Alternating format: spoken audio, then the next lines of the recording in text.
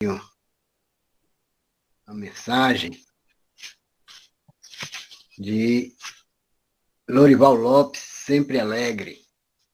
Manifestação positiva. Manifesta o que é positivo. O que manifestas com convicção tende a acontecer. Mesmo que estejas doente ou fraco, afirma que a saúde já está dentro de ti. E nisso crê, ainda que experimentes profundo desânimo, dize que uma grande esperança já está no teu coração. E nisso acredita, mesmo que sofras carência de tudo e dura realidade financeira. Exprime que para ti já está preparada uma melhoria geral. E nisso confia, ainda que enfrentes as tormentas domésticas, declara que a paz já está reservada. E nisso espera. E mesmo que tenhas dificuldades na esfera do trabalho, fala que um dia novo já está chegando. E nisso põe fé. Ser pessoa positiva. A vida se apressa em realizar o que crias com teus pensamentos positivos. Então, é uma mensagem que vem nos fortalecer no dia a dia de todos nós, que ainda estamos habituados a muitas reclamações, a pedir muitas coisas que às vezes não é necessário para o momento, porque Deus sabe de tudo que precisamos e o momento certo que Ele manda, porque às vezes se chegar num momento que não estamos preparados ainda, podemos fazer, como se diz, besteira. Então, o pensamento positivo nos ajuda a prosseguir na caminhada, mesmo com as dificuldades que encontramos, porque faz parte da nossa trajetória. E se a gente não encontrar essas dificuldades no caminho, a nossa vitória a gente não tem como comemorar, porque para alcançar um degrau melhor é preciso de muito esforço, de muita atenção, de muita dedicação, para chegar aonde estamos querendo. Porque o Pai espera por todos nós. Então, sempre os pensamentos positivos é quem nos dá essa energia para a gente alcançar o que estamos desejando. Às vezes pedimos para agora, ele chega. Pedimos para amanhã, ele chega daqui a 2 semanas. Mas o importante é que chegue, então vamos manter a fé. Boa noite. Então vamos dar início a mais uma doutrinária nesta noite com o nosso irmão Felipe. E o tema é o mal e o remédio. Então, nesse momento, vamos agradecer a Deus, agradecer pela presença de todos, e assim pedir ao Mestre Jesus a força, a coragem, a dedicação para que possamos prosseguir, trabalhando na doutrina, buscando o aperfeiçoamento, superando os obstáculos. E assim, amado Mestre, te pedimos também pelos nossos irmãos necessitados da tua luz, por todos aqueles que necessitam do pão de cada dia, muitos que passam por aflições, dores, que cada um possa receber de ti, amado Mestre, essa bênção curadora para todos os processos da nossa caminhada. Então, abençoa o nosso irmão Felipe, envolvendo em paz e luz, e assim possa correr o assunto, levando essa mensagem com muito amor e com muita dedicação. Que a paz esteja com todos, hoje e sempre, que assim seja. E assim seja. Amém, irmão. Com você, Felipe. Muita paz.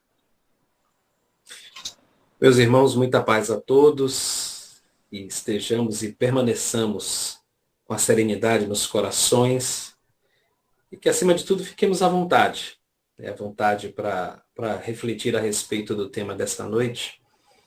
E eu gostaria de de começar fazendo um relato pessoal, né? Antes que o nosso irmão Alberto precise se retirar, porque ele vai ter um compromisso, e é um compromisso muito importante, mas dizer que eu já costumo visitar. Primeiro eu queria confirmar, vocês estão me ouvindo bem ou será que é necessário pôr o fone para ficar mais claro? O áudio está de qualidade? Pronto, Tudo ok. perfeito. Então, maravilha. Para mim tá ok. Eu já costumo, né, visitar e frequentar a cidade de Santo Amaro já há bastante tempo, né, acompanhando os companheiros que lá vão fazer palestras ou indo também exercitar, realizar alguma palestra, algum bate-papo com os irmãos a respeito da doutrina espírita. E é uma cidade que nos fala com muito carinho ao coração. Alguém levantou a mão, eu acho que é Maria Lindina. Será que é porque não está ouvindo bem? Pode falar, Maria. Eu acho que levantou a mão. Bom, se ela pode ficar à vontade, viu, Maria? Se precisar falar em algum momento, pode interromper sem problema. E curioso e interessante que quando o Alberto nos fez esse convite, aliás, ele já havia feito, na última vez em que nos vimos pessoalmente aí antes da pandemia, não foi, Alberto? Já havia feito o convite para que participássemos aqui da sala. E quando ele voltou a fazer esse convite, eu me recordo que ele disse o seguinte: primeiro ele perguntou se eu poderia, e a gente fica muito feliz quando recebe um convite desse, principalmente de irmãos que nos querem tão bem e a recíproca é verdadeira. E segundo, porque não tinha por que eu não agradecer e aceitar essa convocação. Mas o curioso é que ele disse o seguinte: bom, eu vou precisar, meu irmão, que você reflita sobre qual tema você deseja falar. E é muito natural que ao sermos convidados para fazer uma palestra numa casa espírita, as pessoas estabeleçam um tema. Não é que uma coisa seja positiva e ruim, ou boa e a outra seja ruim. Não é isso, viu, meus irmãos? Mas é porque na dinâmica natural, normalmente a pessoa te diz o seguinte: olha, Luiz, tudo bom? Olha, eu tenho 2 datas para você no ano, uma é X, outra é Y. Na X você vai falar sobre isso, na Y você vai falar sobre aquilo. E algumas casas de irmãos mais próximos dizem o seguinte: olha, eu gostaria de te convidar para fazer uma palestra, vai ser na data tal, e você escolhe o tema. E quando o Alberto me propôs escolher o tema, eu sei que eu acabei ficando bastante tempo sem respondê-lo. E eu não sei o que me ocorreu, eu não conseguia pensar num tema que fosse mais apropriado. Na verdade, como somos homens de pouca fé, homens e mulheres de pouca fé, eu tinha um tema em mente, mas eu achei tão trivial, tão comum, até que numa última vez ele disse assim: meu irmão Felipe, eu preciso que você me responda para eu botar na programação qual tema você vai falar. E aí veio de imediato, pulou da boca. Eu não programei, eu não projetei, eu disse o mal e o remédio. E aí é óbvio que eu preciso, antes dele sair, fazer essa observação, porque, minha gente, nós viemos, graças a Deus, de uma infância bastante pobre, né, aqui em Salvador, no bairro de Cajazeiras, no bairro periférico aqui de Cajazeiras, e fomos criados. Meu pai desencarnou, nós éramos muito novos, e minha mãe acabou cuidando de 3 filhos, homens, sozinha, né, com o amparo da família, com a assistência da família, né, ampliada, mas dentro de casa apenas ela regendo de forma maestral essa família. E era tão curioso porque as nossas reuniões do culto do Evangelho no Lar aconteciam sempre às quartas-feiras, às 8 da noite. E era impressionante, porque naquela época, minha mãe, apesar de ser espírita há bastante tempo, ela não tinha se aprofundado muito no estudo da doutrina. Então era muito comum que nós pegássemos o livro do Evangelho e abríssemos ao acaso para fazer a reunião. E era engraçado, porque assim, isso perdurou durante anos. E vocês sabem qual era o tema que mais caía? O mal e o remédio. Então ontem, no nosso culto, aqui em casa, no culto do Evangelho no Lar, que eu fiz com minha esposa, eu disse assim: olha, nós vamos estudar hoje o mal e o remédio. Nós estamos, no nosso culto, estudando o livro Plenitude, de Joana de Ângeles, da série psicológica, e o livro dos Espíritos. Mas eu fiz assim: não, vamos abrir o mal e o remédio para eu matar essa saudade de menino, de ouvir o mal e o remédio por vezes, às vezes 2 vezes no mês, gente. Parece exagero, mas não é. Caía.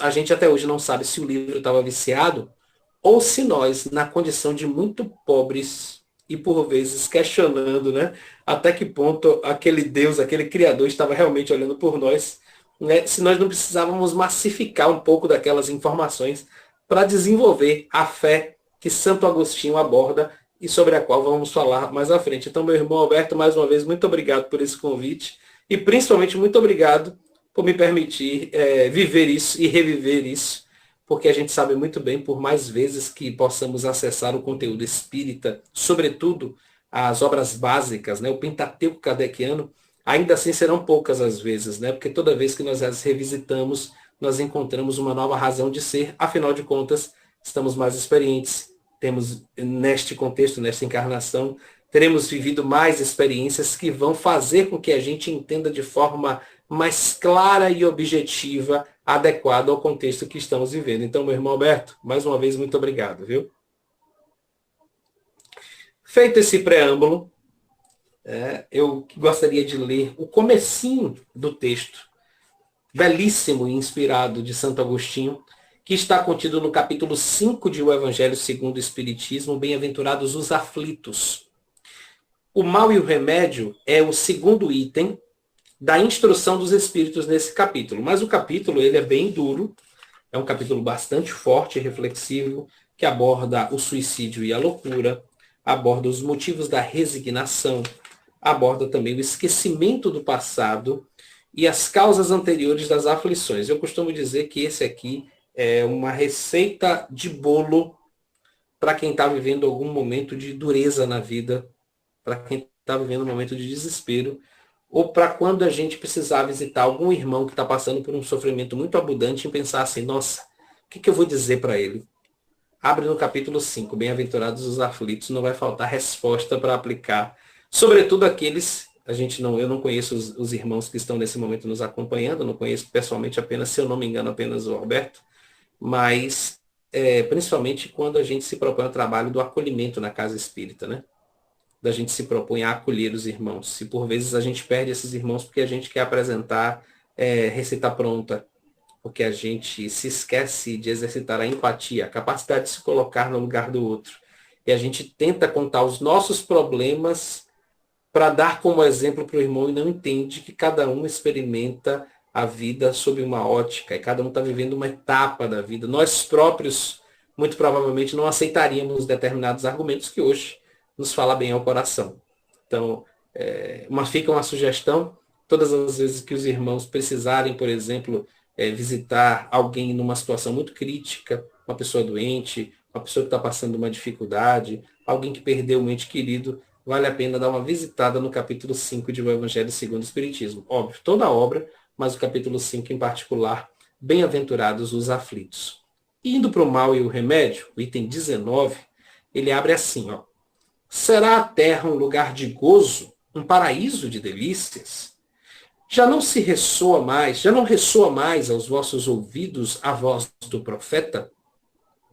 Não proclamou ele que haveria prantos e ranger de dentes para os que nascessem nesse vale de dores? Bom, esse é só o começo. E eu fico me questionando aqui, meus irmãos, e trago essa reflexão com vocês, né, para a nossa conversa dessa noite. Os tempos eles estão passando e eu brinco. Hoje eu tenho 42 anos e cheguei ao Centro Espírita Caminho da Redenção aos 13, mas já militava na atividade espírita desde os 7, acompanhando minha mãe, né, lá no Centro Espírita Caridade e Trabalho de Castelo Branco. E eu brinco dizendo que desde os 13 eu vou às palestras de Divaldo Franco e brinco assim, olha, desde que eu frequento a Mansão do Caminho, o Divaldo já é velho. E desde que eu frequento a Mansão do Caminho, o Divaldo disse que o mundo está numa situação difícil e vai piorar e que ele vai morrer a qualquer momento. Bom, ele ainda não morreu. O Divaldo é um idoso ativo. E para completar, ao longo desses 30 e tantos anos de exercício lá na casa, de fato a gente tem constatado que sob a ótica daquilo que a gente espera de mundo, as coisas estão muito críticas, estão muito difíceis. E é curioso, porque quando a gente ouve qualquer relato, lê uma biografia, né, ouve falar sobre o Chico Xavier, é curioso que em suas abordagens ele costumava lidar de forma muito resignada diante das durezas da vida, seja as dificuldades dele ou as dificuldades dos irmãos. Ele não fazia pouco caso das dores que as pessoas apresentavam a ele, jamais, ele não fazia pouco caso. Mas ele tentava, através do seu processo de resignação, demonstrar para a pessoa que nenhum de nós é vítima do mundo. Todos nós somos herdeiros daquilo que fazemos e daquilo que fizemos. Nós somos aqueles que vamos colher o fruto, que é o propósito da semente que nós próprios plantamos, né? Daí vem a frase bem óbvia, né? A semeadura é livre, a colheita ela é obrigatória. Essa frase é muito inspirada, né? Por quê? Porque tudo que nós fazemos dessa nossa vida, nós haveremos de resgatar, nós haveremos de nos reencontrar com as consequências das escolhas que nós fazemos. Mas, quando Santo Agostinho questiona, né, por acaso será a terra um lugar de gozo, um paraíso de delícias? Quando se olha e se observa um homem como Divaldo Franco, acima dos 90 anos, crendo no progresso da humanidade, crendo no seu propósito de, quando ainda jovem, ao lado de Nilson de Souza Pereira, fundarem uma instituição que veio do nada e hoje distribuir mais de 5.000 pratos de comida por dia a pessoas que são acolhidas em todas as suas necessidades de ordem educacional, psicológica, psíquica, espiritual, né, do ponto de vista da saúde integral. Então a gente imagina que mesmo diante de tantas dores e desses rangeres de dente, há sempre um propósito que é muito superior. Porque o mundo, aqueles que de fato conquistam o mundo, são aqueles que enxergam o mundo e a humanidade para além do que os olhos podem ver. Aliás, o próprio Santo Agostinho questiona nesse texto O Mal e o Remédio, quando vocês vão passar a enxergar a vida para além dos limites do túmulo, para além dos limites da morte. Então, esse é um olhar, essa é uma visão que me fascina muito. Porque, apesar de trabalhar com comunicação e noticiar frequentemente, né, uma grande quantidade de dores, de seres que se desencarnam de formas dolorosas, por mais que nós constatemos diariamente grandes comunidades padecendo de frio e de fome, outras tantas isoladas pelo exercício da guerra, outras ainda do nosso lado, martirizadas em silêncio, sendo vítimas dos seus próprios calabouços psíquicos, né? Pessoas que sofrem psicologicamente, sofrem de depressão, sofrem de outros martírios. Por mais que a gente lide diariamente com tudo isso, a gente enxerga as grandes possibilidades que a reencarnação nos proporciona. Por exemplo, é muito natural que nós liguemos a TV, que nós acessemos a internet pelo nosso celular, que nós abramos as páginas de uma revista e de um jornal e nos deparemos com grandes descrições de tragédias ou grandes descrições de crimes articulados por inteligências fascinantes. Né? A gente diz assim, nossa, quando a gente pensa que já viu de tudo, eis que, e sempre vem uma história nova, sempre vem uma coisa nova para a gente se deparar. E são esses seres que se desenvolveram de forma tão inteligente ao longo do seu processo reencarnatório, mas, como bem diz a veneranda Joana de Ângeles e o irmão Viana de Carvalho, em suas obras, né, infelizmente, deixaram para depois o progresso espiritual, o processo humanitário.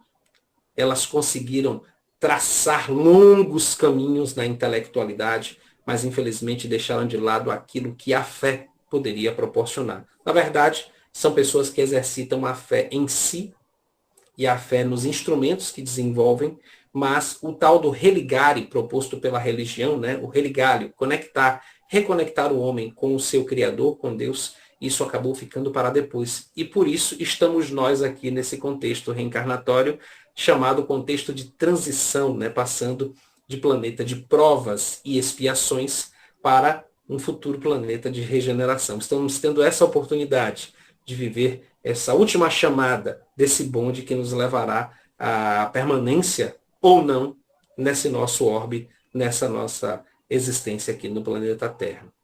E é curioso, porque quando a gente fala sobre dores e ranger de dentes, quando a gente fala sobre esse mal, o mal do tema mal e o remédio do capítulo de hoje, normalmente nós vamos lá para o conceito lato da palavra mal, e a gente pode definir que todo mal é a ausência do bem. Não é isso mesmo? Essa pode ser considerada uma definição. da palavra mal. Mal é a ausência do bem.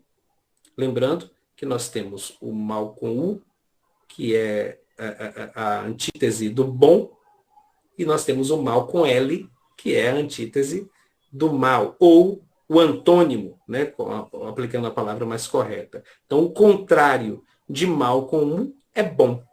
O contrário de mal com L, finalizado com L, é bem.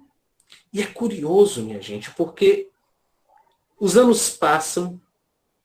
Por exemplo, eu não sei quantos dos irmãos que estão aqui realizam, por exemplo, atividade de caridade em campo. Por muitos anos, nós tivemos a oportunidade na Mansão do Caminho de atuar não só com a comunidade carente, né, com pessoas em condições de vulnerabilidade social, padecendo de dificuldades extremas, de limitações máximas, mas também por 14 anos coordenando uma evangelização específica para pessoas com deficiência, chamados PCDs. Então, quando você chega do lado de um menino, e esse público que nós atendíamos à época, que era um público de orfanato, quer dizer, a pessoa tem uma deficiência, né? Ela é uma pessoa com deficiência e ela ainda foi rejeitada pela família, portanto vive num orfanato. E vivem reunidos no orfanato, por vezes compartilhando algumas deficiências, as chamadas deficiências adquiridas.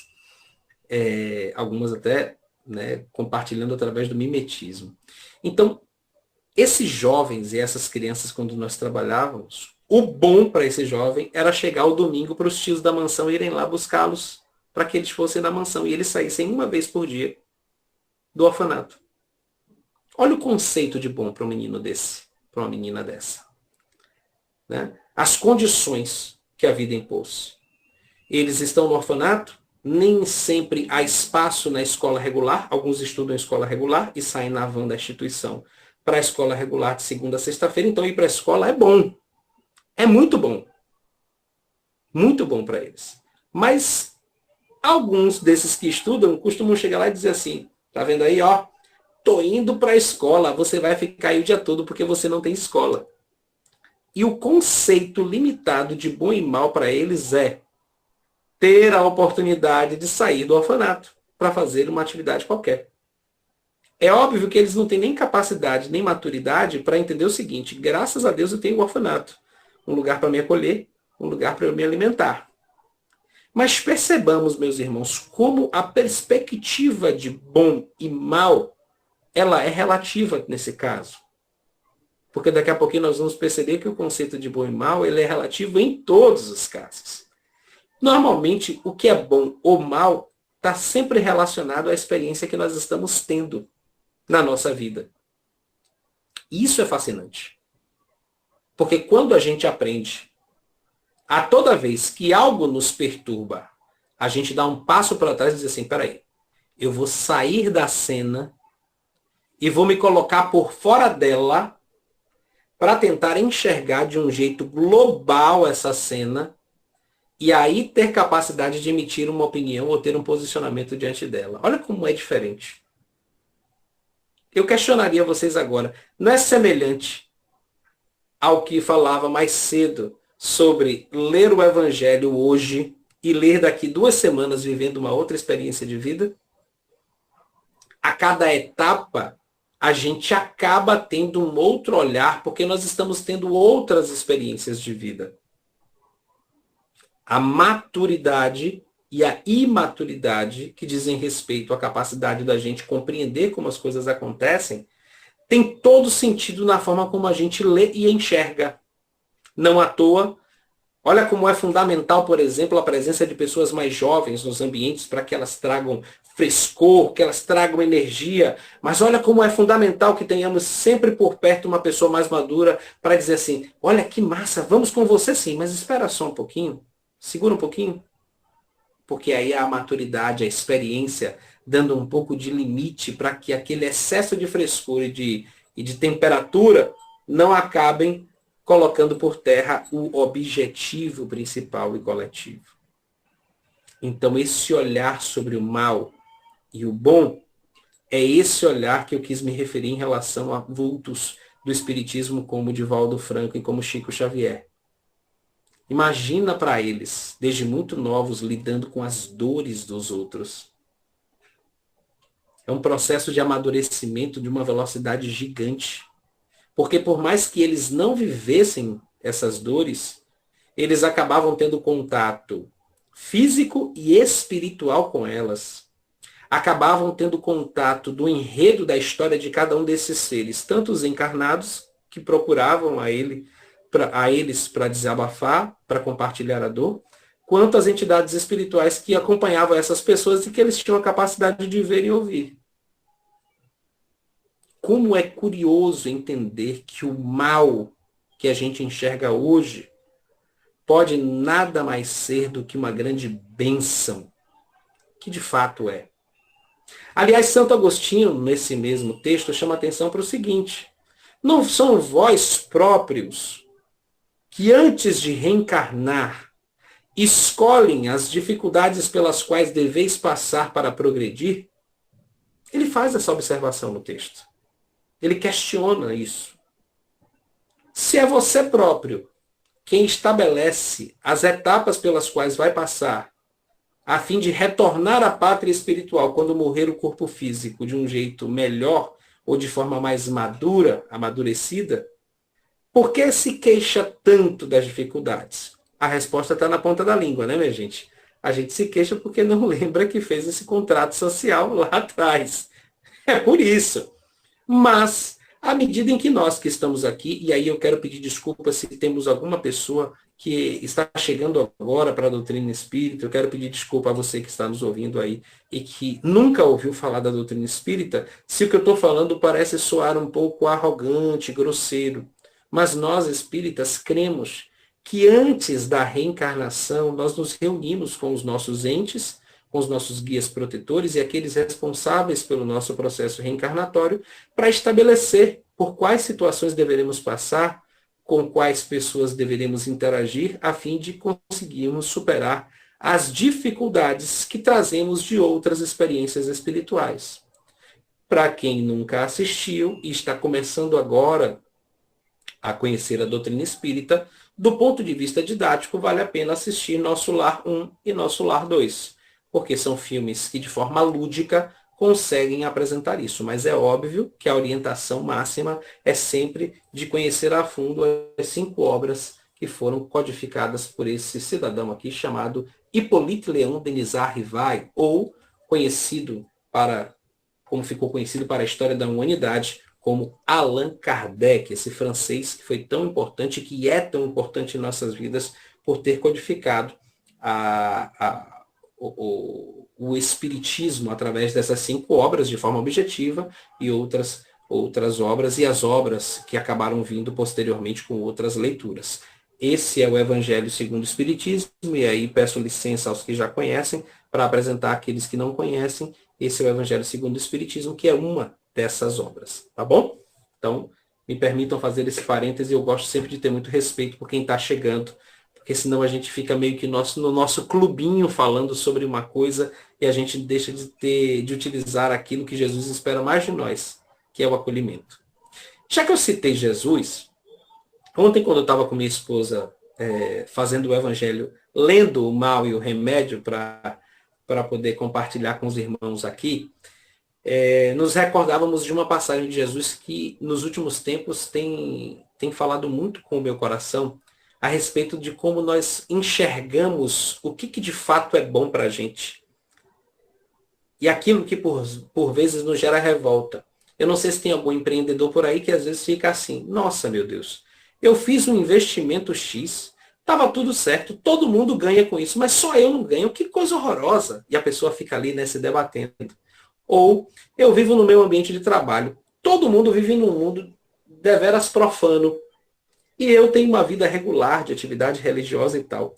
Todo mundo prospera, só eu não prospero. Então, algumas vezes, esse mal que a gente lê, né, como mal, esse mal que nos ataca, que por vezes não... A expressão correta não é atacar, mas esse mal que nos acomete no cotidiano, porque a gente enxerga como mal, e que os irmãos evangélicos utilizam de forma muito própria a palavra livramento, né? Ele por vezes é um tal livramento mesmo, que impede que ao ascendermos de forma muito abrupta e muito rápida, não nos deixemos levar pela prepotência e pela arrogância, deixando de lado as missões com as quais nós assumimos antes de retornarmos a este orbe. Enfim, esses maus, essa leitura de negatividade, por vezes, não necessariamente teriam esse peso. Óbvio, bom não é.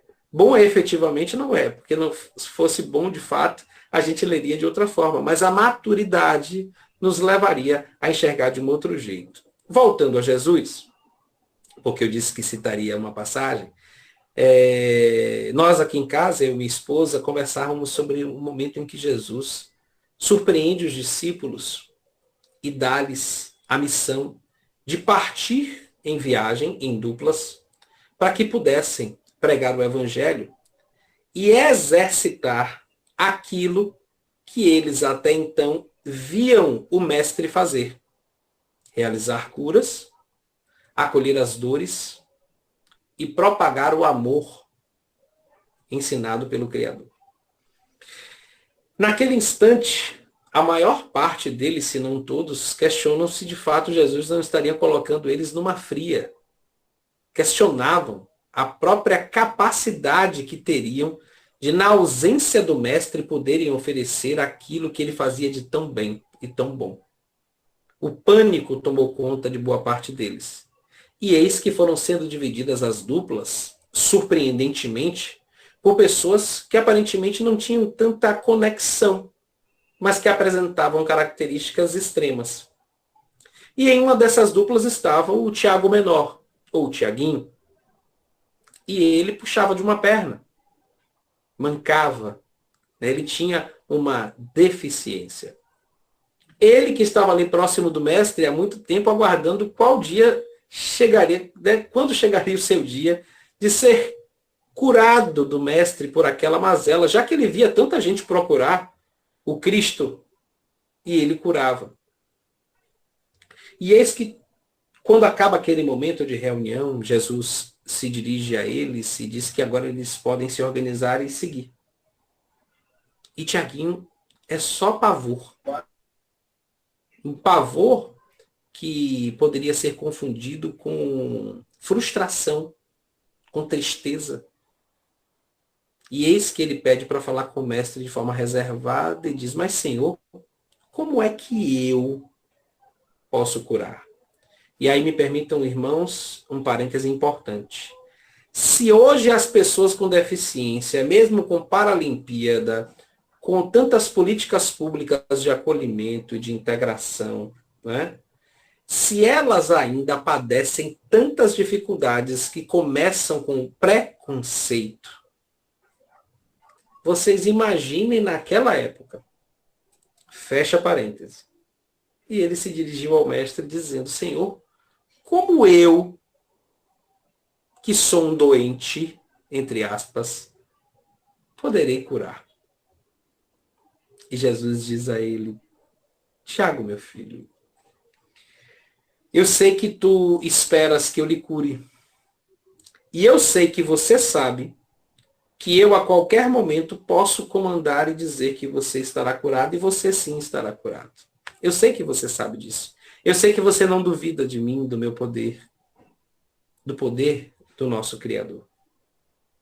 Ocorre, meu irmão, que diferentemente dos nossos outros irmãos que sairão em viagem para levar a palavra do Senhor àqueles que não a conhecem, eles são reconhecidamente sãos. Qualquer obra que eles realizarem será verificada pelos que receberem as suas benesses como algo surpreendente, porém possível de ocorrer. Porque aos olhos da humanidade, são sãos curando doentes.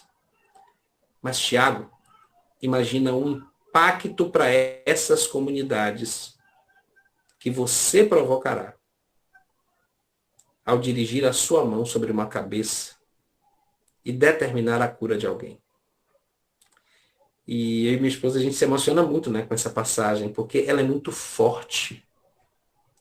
Porque quando Jesus faz isso, ele fala de todos nós que apesar de não puxarmos da perna, somos doentes morais.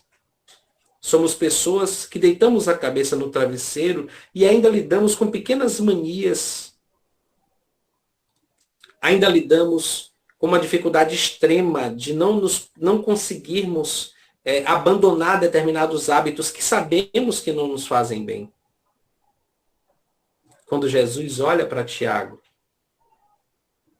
e que não enxerga a sua deficiência como um mal, eu conecto imediatamente à fala de Santo Agostinho sobre o mal e o remédio.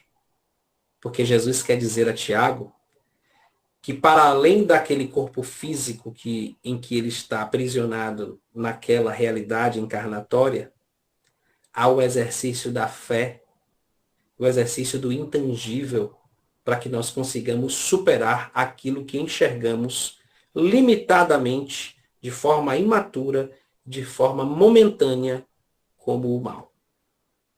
Estabelecendo a fé destacada pelo nosso irmão Santo Agostinho em O Evangelho segundo o Espiritismo, como o grande remédio para as mazelas humanas. Ora, meus irmãos, portanto, eu comecei essa nossa conversa falando sobre o noticiário, sobre o dia a dia, sobre as dores que hoje em dia, inclusive, a gente enxerga, mas que antes não enxergava. No final de semana, nos reunimos para comemorar o aniversário da minha madrinha, de uma tia, e temos uma família muito grande, né? Minha mãe teve 9 irmãos. Então, essa é um desses irmãos dela, a minha tia Ana. E aí, em um determinado momento, numa conversa com um parente que não via há algum tempo, eu tenho uma filha, que é Down, tem 19 anos.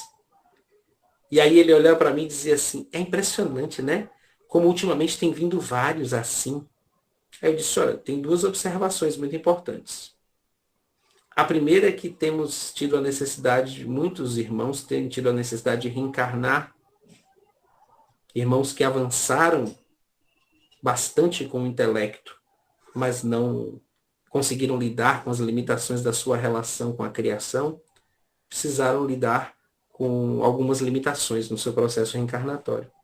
Mas existe uma outra coisa, viu, meu primo, falando com o primo? É que, hoje em dia, graças a Deus, as famílias não precisam esconder mais os seus deficientes. Antes, e os irmãos do interior sabem bem como isso era muito comum. As famílias davam filho. Escondiam dentro de casa quem tinha roça, que tinham vergonha da pessoa com deficiência do PCD. Né? E hoje essas pessoas têm cada vez mais direitos. Então, ao mesmo tempo em que eu enxergo um mundo com dificuldades, eu enxergo um mundo mais inclusivo. Os recursos de comunicação, eles nos trazem a miséria no celular. Infelizmente, muitas dificuldades estão sendo transportadas pela internet. E algumas pessoas preferem entender que o mal é a internet. Quando, na verdade, a internet está oportunizando que eu e mais 15 irmãos estejamos aqui compartilhando de um momento de enlevo espiritual para as nossas vidas. Afinal de contas, não é o fato de eu estar falando que eu não esteja usufruindo. Na verdade, eu peço licença aos irmãos para dizer que, na verdade, eu sou aquele que mais usufrui nesse momento. Porque ao ser convidado, me é dada a oportunidade de falar, mesmo eu não tendo superado as minhas limitações pessoais. Então, vocês estão sendo pacientes com aquele que usa da palavra neste momento. E olha a internet aí. A mesma internet que por vezes escraviza, é a internet que pode salvar vidas, através de momentos como esses que são inúmeros. Que, aliás, a pandemia diversificou ainda mais.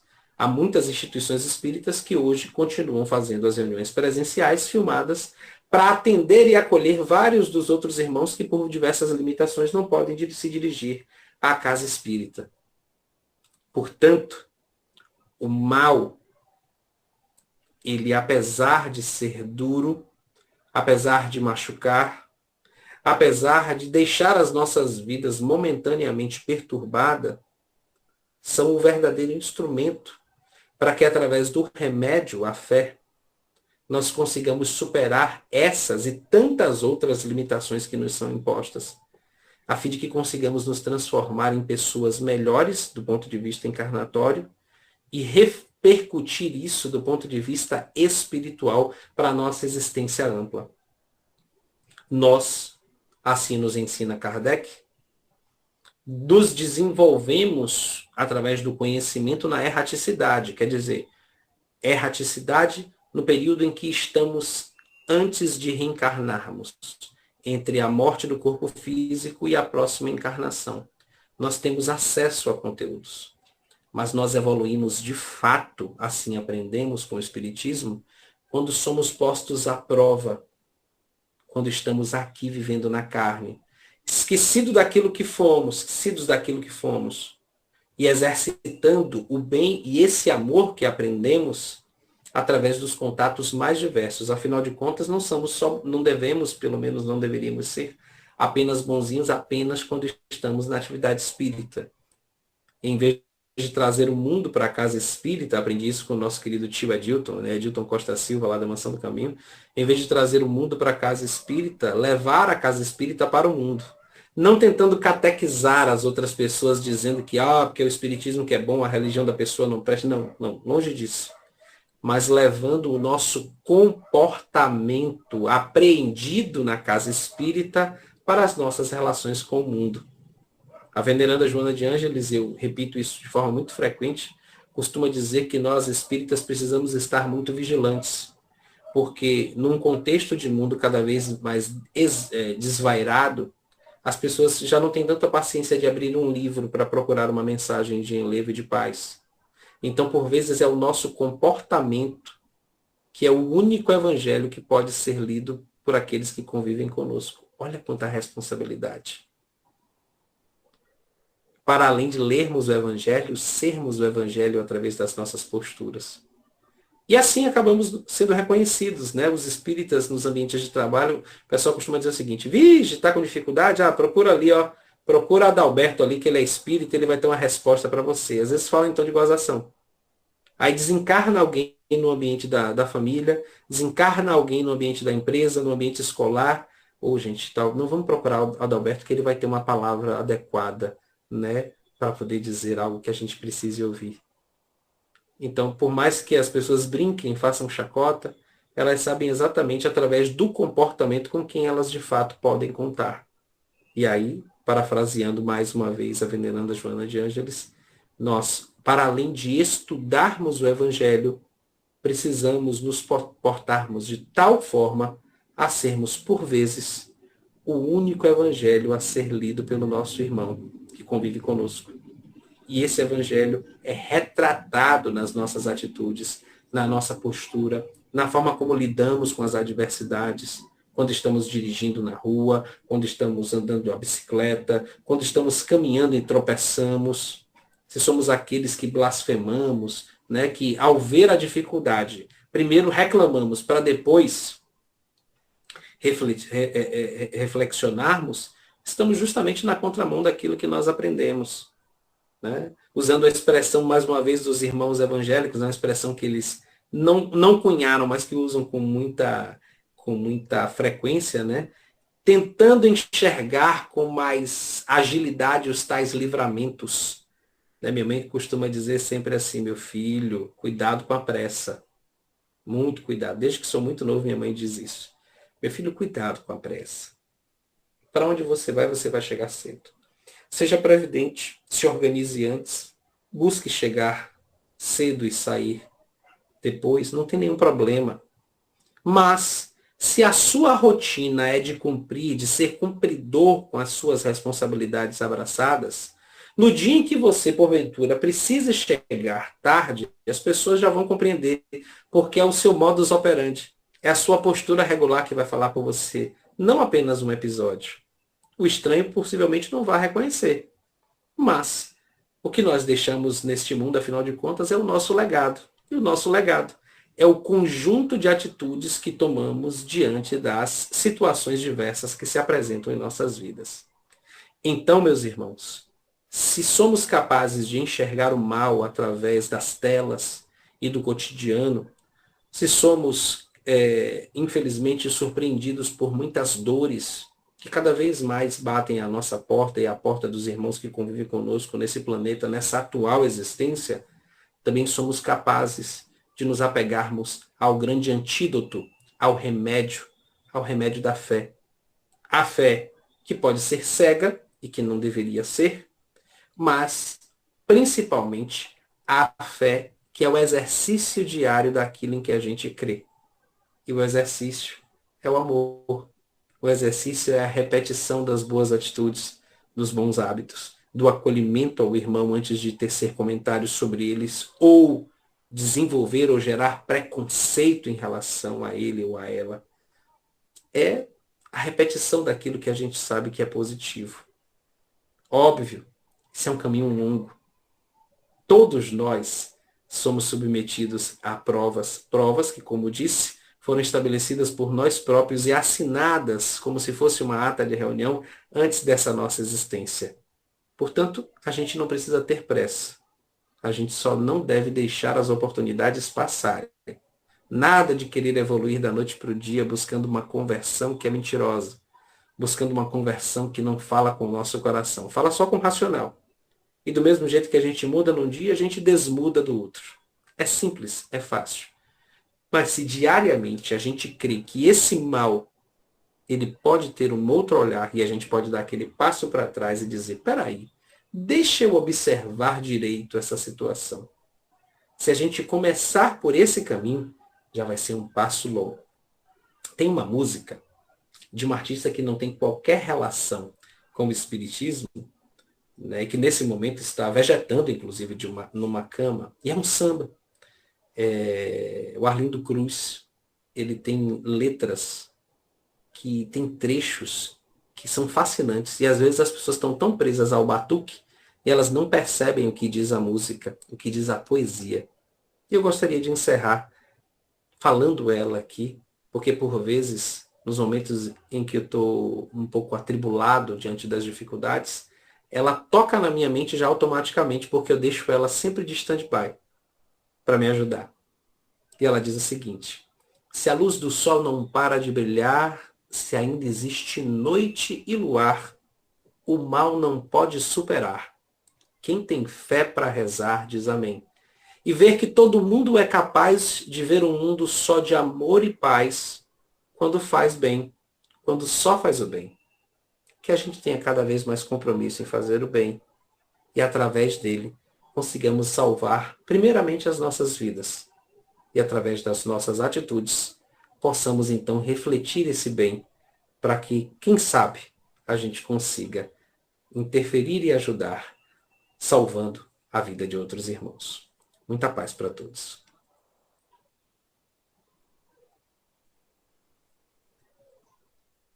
Assim seja. Então, realmente é essa trilha que estamos vivendo aqui na Terra, e a cada dia a gente vai superando um problema, mas vai aparecendo outro. E quando a gente supera o mais difícil, o outro já fica mais fácil. Então já temos essa condição de estudar o Evangelho e a gente vai conhecendo a cada dia uma coisa mais suave. E aí a gente vai deixando de reclamar muito e vai entendendo que o que a gente está reclamando tem outras pessoas passando muito mais do que nós e nem sequer a gente percebe que a dor é maior do que a dos outros. Na realidade, se a gente for analisar, a nossa é coisa mínima e a gente faz uma movimentação fora do comum. Deus só dá o outro, a minha esqueceu, e é muita coisa que a gente ainda tem para fazer a reflexão. E é exatamente aí o que você falou há poucos instantes, que é preciso primeiro a gente pensar para fazer, porque depois que faz, para pensar já foi, aí vai ter que, semeou, vai ter que colher. Mas tem mais irmãos aí querendo também fazer os comentários, está aberto.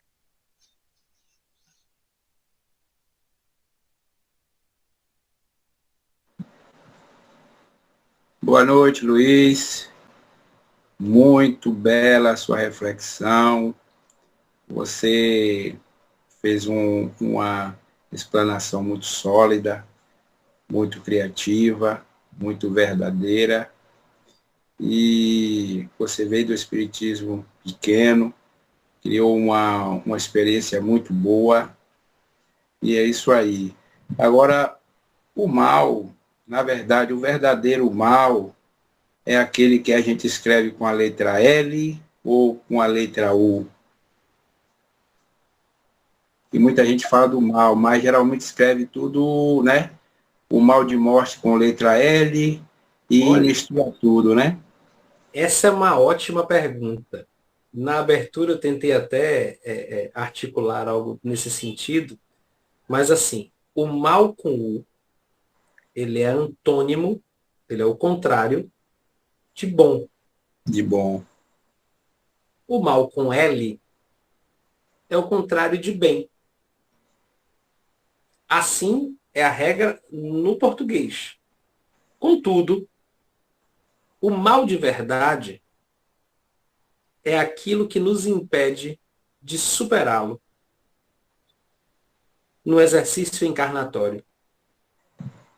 Porque percebamos, se através de uma pandemia o Criador consegue educar, ensinar, e que aos nossos olhos, dentro do nosso conceito da lei de preservação, né? Nós não temos essa ideia, essa coisa muito forte de ter aqueles que amamos muito próximos. Nós nos abatemos de forma muito forte quando há desencarnes coletivos.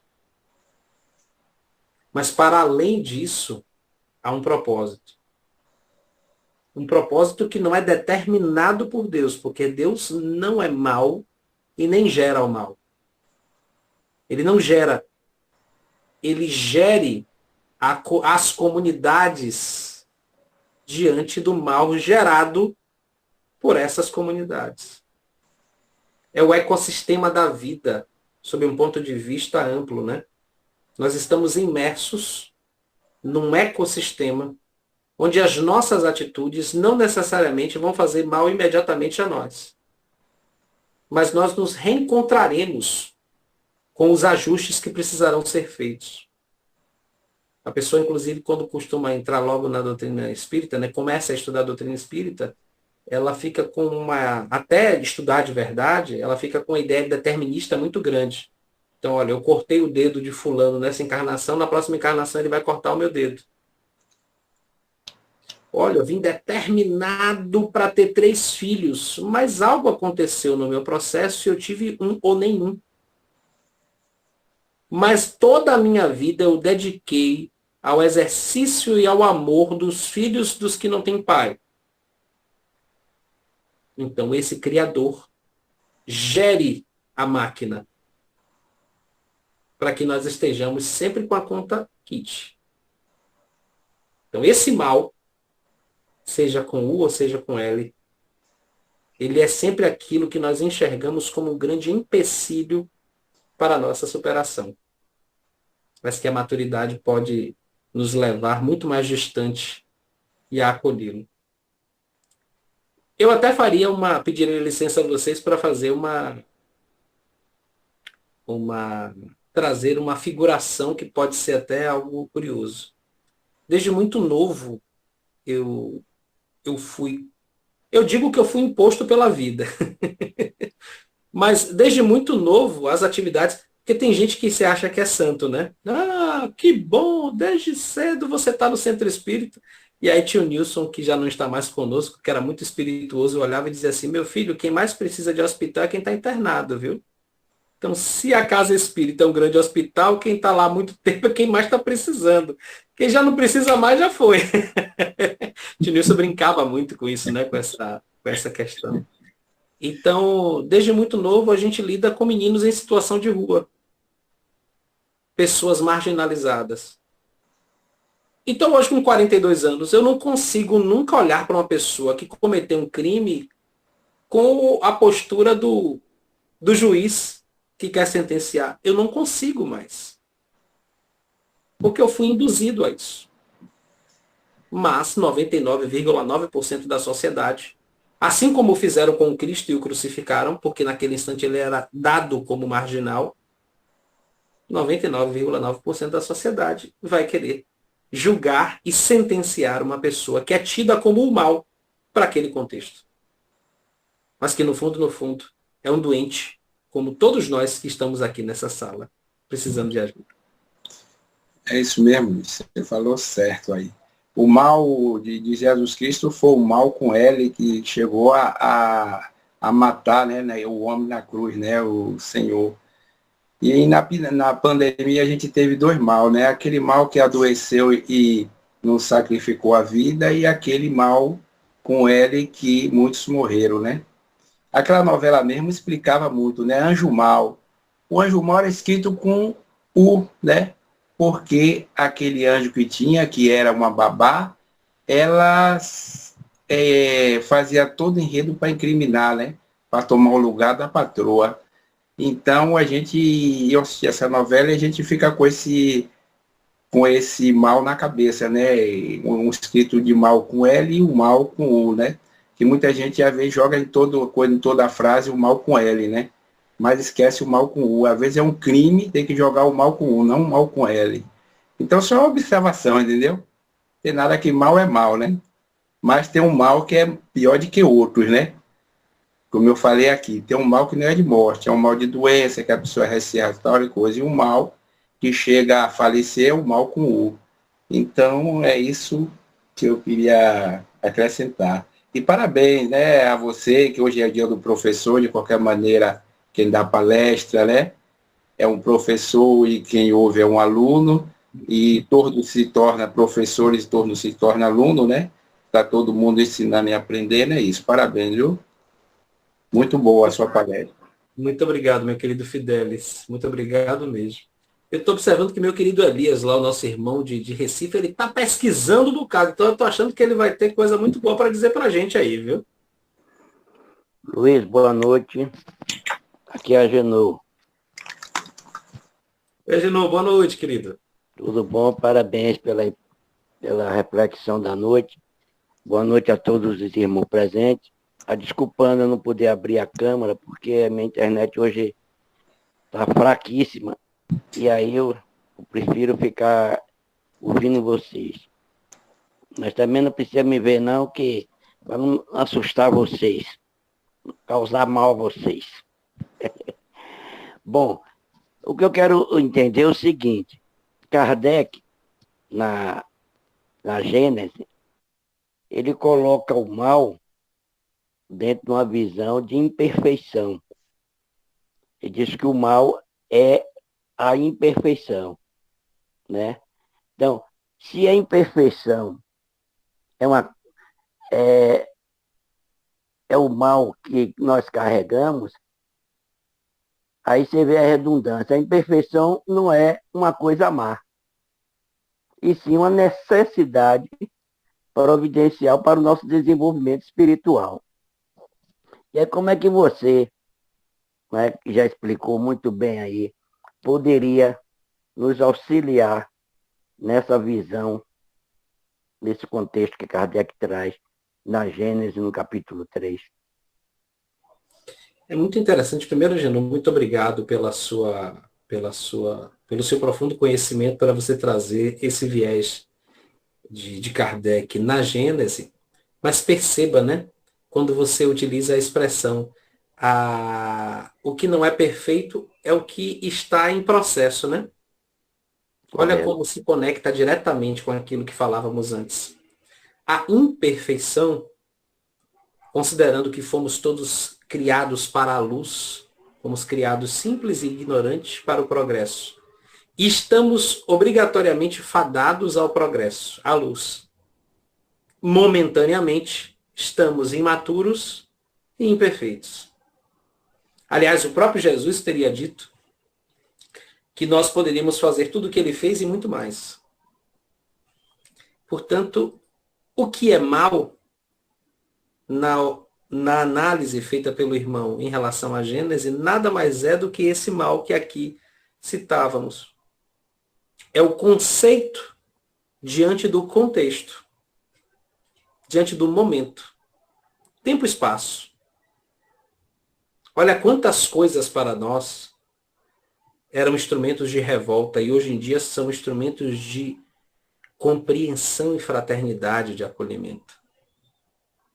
Olha quantos de nós carregávamos em nossos corações coisas que dizíamos que seriam imutáveis e que a vida foi lá e através de um processo de resgate, às vezes até muito simples, nos mostrou, calma rapaz, que isso? Já está tirando conclusões sem ter passado direito por esse processo? Portanto, esse conceito de imperfeição para os seres criados por Deus, simples e ignorantes, a caminho da evolução e da luminosidade, essa imperfeição é momentânea. E por isso que é mal. Quanto mais cedo a gente descobre que não devemos nos limitar àquilo que os olhos enxergam, buscando a compreensão, a educação, o estudo, mais rápido e mais distante chegaremos. Ok. Então, nessa conclusão, a gente pode também ter uma visão, dizer assim, o mal é a ausência do bem. Podemos entrar nesse contexto. O mal é a ausência do bem. Ora, se eu ainda não sou, ou nós não somos perfeitos, seremos um dia, então nós somos ainda incompletos. Se nós somos ainda incompletos, por ser simples e ignorantes, atuamos sem maldade, sem perversidade, né?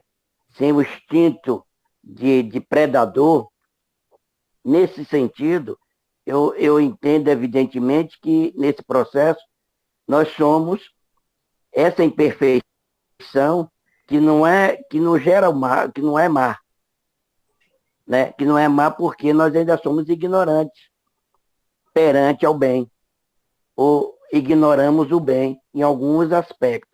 Mas, me permita pegar a brechinha dessa sua fala. Me permita só pegar a brechinha dessa sua fala. Nós não somos maus aos nossos olhos, porque nós é que conhecemos o nosso processo de desenvolvimento. Certo? Mas aos olhos de outros, poderemos ser maus, sim. E está tudo bem. Não há problema. Sim, mas o nosso interesse que tem. Mas o nosso interesse não é que os outros nos olhem com os olhos dele, mas o nosso interesse é que nós sejamos olhados pela nossa própria consciência e pela lei divina. Então, na próxima vez, você abra a câmera para a gente lhe ver, porque não é a gente que tem que te achar feio, é você que tem que se achar bonito, viu? Boa pegada. Vou abrir. Não, mas quando eu fiz essa metáfora, essa brincadeira. Eu entendi, é só uma forma da gente ser espirituoso. Pronto, já viu? Beleza, meu irmão, beleza. Sua reflexão está maravilhosa, maravilhosa. Ok, obrigado. Então a gente conclui dentro dessa visão, né, que a gente precisa caminhar, segundo Kardec na Gênese, né, nos completar. E essa complementação é esse aperfeiçoamento diário à luz do Evangelho do nosso Senhor Jesus Cristo. Pode ser assim também, né? Perfeito. Muito bom. Então, obrigado. Eu que agradeço. Uma boa noite a todos. Boa noite. Seu Antônio Valentim. Boa noite a todos. Luiz Felipe, eu queria agradecer aí as reflexões que você deixou para a gente. E ficou na minha cabeça aqui a sua mensagem em relação à fé, né? Que a fé é o melhor remédio contra todos os males, né? Conforme a edição de hoje. E como você disse, né? A fé sem obras é inútil, como já falava o discípulo, né? Ou morta. Né? E lembrando Paulo, não adianta ter uma fé que move montanhas também, se eu não tiver amor.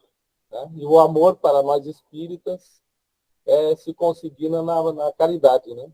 Então, sem caridade, não adianta a minha fé também.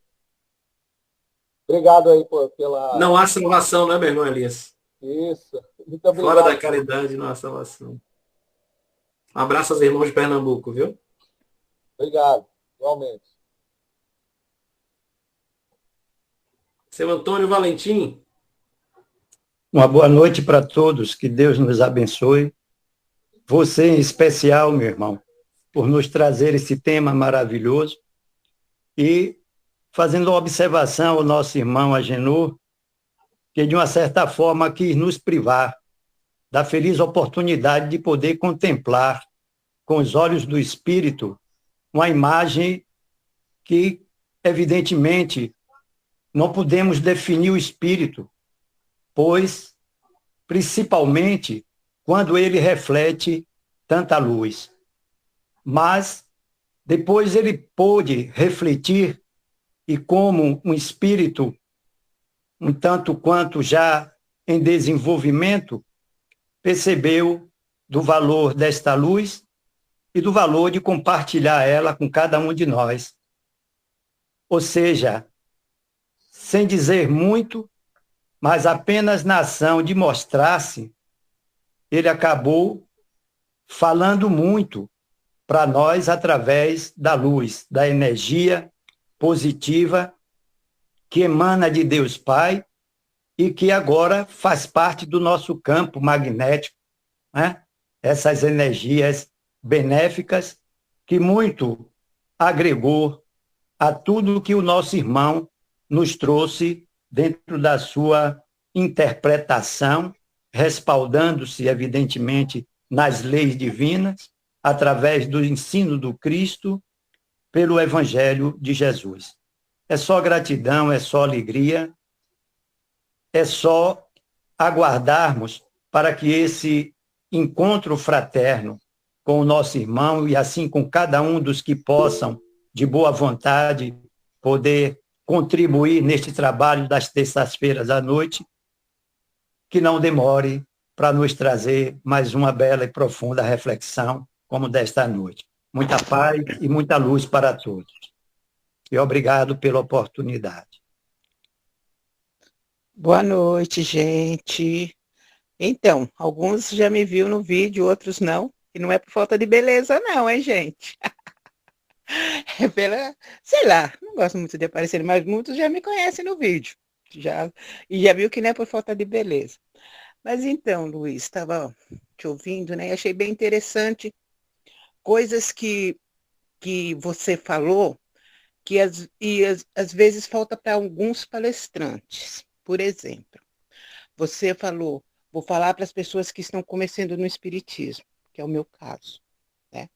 Porque quando a pessoa que nem vocês, que já são anos espíritas, você tem outras visões do Espiritismo. Nós estamos começando, descobrindo. Então, isso é muito importante falar para as pessoas que estão chegando no Espiritismo. Outra coisa que você falou que eu achei bem interessante, que eu sempre estou batendo nessa tecla, é o acolhimento espírita. Os nossos irmãos evangélicos, eles têm um acolhimento bem diferente dos espíritas. Muitas vezes, a gente frequenta o centro, falando também por mim, gente, não estou tirando minha beleza fora, não. A gente vê que a pessoa é nova, muitas vezes a gente nem cumprimenta. E é isso que tem que mudar em nós. Eu fico vendo isso, eu falo, meu Deus, a gente vai, às vezes, em alguma festa assim, evangélica, né, que eu não frequento igreja evangélica, mas às vezes, por ter pessoas evangélicas na família, às vezes eu frequento alguma reunião deles. E eu vejo o acolhimento, que no Espiritismo não tem. Eu sempre estou batendo nessa tecla, sabe? De gente, vamos acolher, sabe? Vamos, assim, muitas vezes a pessoa está precisando ali, não daquela leitura da doutrina, está precisando de palavras, sabe? De um abraço, de se sentir amada.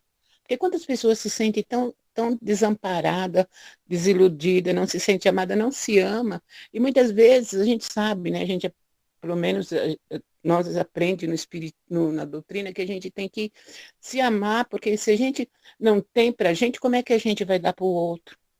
E eu acho que isso faz muita falta, vendo assim o espiritismo, mas eu sou uma pessoa que está sempre perguntando, indagando, sabe? Como assim na igreja, às vezes eu falava, nossa, a católica, aquela missa cansativa, aquelas rezas lá, sabe? Então, sabe, assim, na doutrina, assim, é uma doutrina que me fascina mesmo, que ela me dá respostas, mas eu queria, assim, mais acolhimento, sabe? Eu queria, assim, que as pessoas, quando chegassem, elas sentissem acolhida, sabe? Quando elas fossem lá pegar a quentinha do dia a dia, ela não fosse só lá pela comida, ela fosse lá pelo acolhimento que ela tem. E às vezes isso a gente não encontra, não encontrei em outras religiões, que muitas vezes também não encontro na doutrina. E é isso, mas você foi muito feliz porque nas suas palavras, porque eu acredito assim, a gente tem que tocar o coração das pessoas, e eu acredito que você tocou o meu, e acredito que tocou de muitas pessoas, sim, para nos alertar, para nos lembrar que nós podemos ser o milagre que nós queremos na nossa vida e na vida de alguém. E é isso. Minha querida Dirce, muito obrigado pelas suas palavras. Hoje eu fui feliz, em outras oportunidades não fui, tá? Então te peço já compreensão, como dizem o pessoal, né? Eu vou pedir habeas corpus antecipado para os dias em que eu não esteja muito bem amparado e que não seja tão feliz no uso das palavras, porque a vida é feita disso, né? Verdade. Nós somos suscetíveis às falhas. E aí, você como integrante da doutrina, já pode escrever uma nova história, uma nova página, né? Então, sendo você a pessoa que acolhe, você já nem precisa se preocupar se os outros não acolhem. Você sendo a pessoa que vai escrever diferente essa história, porque, por exemplo, eu hoje, menos frequente do que já fui, né, na Mansão do Caminho, imagina, aquele cenáculo da Mansão do Caminho, disse, cabe 868 pessoas. Virava e mexia, eu ouvia alguém reclamar, eu chego aqui, se eu passar invisível, eu passo aqui, parece que eu sou invisível. Por quê? Porque tem, às vezes, grupos de 10 pessoas, 5 pessoas, 50 pessoas e tal. Óbvio, eu estou falando de uma instituição que é muito grande e que acaba deixando a desejar no sentido do acolhimento. Isso é uma coisa que o próprio tio Divaldo fala. Aliás, eu sempre faço referência a tio Nilson, porque é uma das pessoas, Dilton Costa Silva e a tio Nilson. São as duas pessoas na Mansão do Caminho com as quais eu tenho maior proximidade. E os dois sempre me ensinaram a enxergar os invisíveis, apesar de quem sempre falou isso foi Divaldo. Divaldo sempre pregou, né, através das inspirações da veneranda Joana de Ângeles. Não percam de vista os invisíveis. Mas era tio Nilson, na atitude dele, quem fazia isso muito bem. Ele era o presidente do centro. Ele sentava sempre na última fileira, no fundo. O presidente do centro. Todo presidente de instituição, todo mundo que tem cargo, gosta de dar destaque, né? Ele ia lá para o fundo. Nosso tio Edilton, a mesma coisa. Ele senta lá no fundo. Normalmente, quando ele vai, a palestra está acontecendo, ele vira o rosto, vê que tem alguém que não está muito bem e tal. Ele já aguarda para quando acabar a palestra, ele chegar do lado e dizer assim, tudo bom? Você está precisando de alguma ajuda? Quer alguma coisa e tal? Então, eu aprendi com eles. E te digo, tenho a mesma observação e a mesma crítica. Diferente de você, vou muito a outras religiões por ser convidado a falar do espiritismo nesses lugares. Ou, por vezes, gosto muito de quebrar um pouco esse tabu e, às vezes, olha, vai ter um casamento de um amigo e tal, mas vai ser na igreja evangélica. Vou, sim, com todo gosto.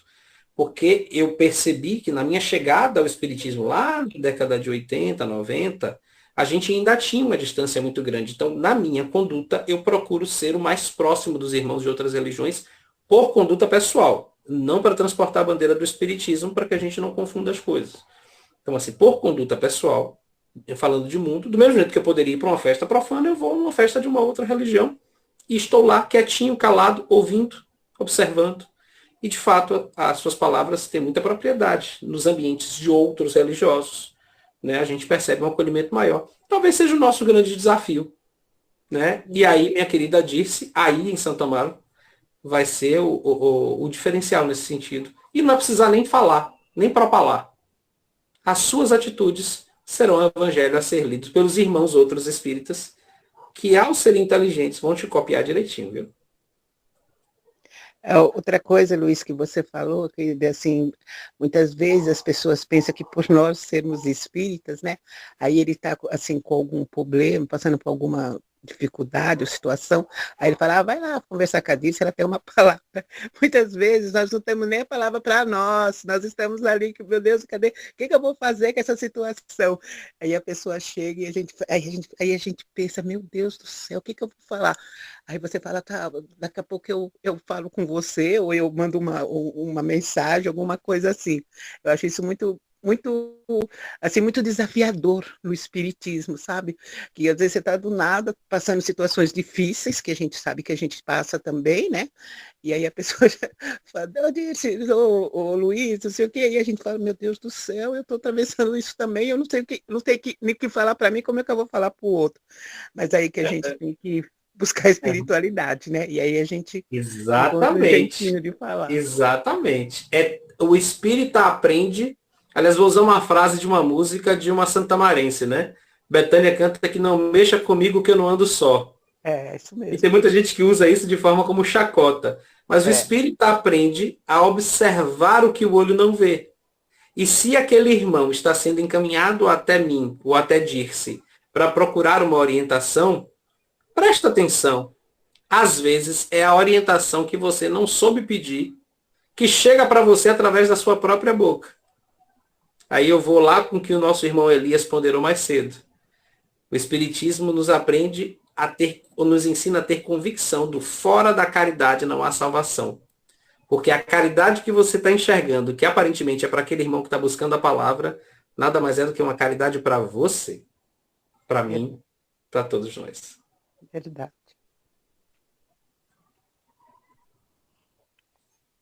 Quem mais? Darcy. Está presente, não? Oi, seu Adalberto. Boa noite, gente. Parabéns, viu? Pelas reflexões maravilhosas, louvável mesmo. Parabéns. Deus te abençoe sempre, Luiz. Deus que abençoe a todos. Precisamos muito dessas reflexões para analisar, para reforçar o nosso caminhar no dia a dia. Procurar cada dia fazer melhor no hoje do que fizemos no ontem. Tá bom? Deus que abençoe a todos. Assim seja.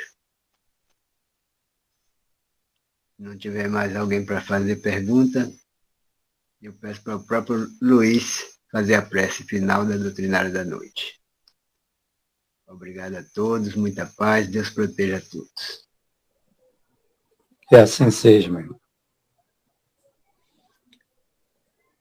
Querido amigo e mestre Jesus, aqui apresentamos o nosso pleito de gratidão diante da oportunidade, Senhor, de compartilharmos entre nós no grupo, cada qual com a sua experiência, cada qual com a sua vivência. Compartilharmos energeticamente ou através das palavras aquilo que temos de melhor neste intervalo de tempo de quase 1h30 em que aqui nos encontramos. Muito obrigado, Senhor, por permitir que, através da inteligência do ser humano inspirado pela espiritualidade superior, consigamos fazer com que este encontro vá além da experiência presencial e física e se dê de forma tão magistral e simultânea através das ondas da internet. Muito obrigado, Mestre, porque apesar de vermos tantas dores no mundo, apesar de sermos acometidos e surpreendidos por tantas dificuldades que batem à nossa porta, somos agraciados e abençoados por ambientes como esta sala Chico Xavier, que propaga o bem, o amor e a paz.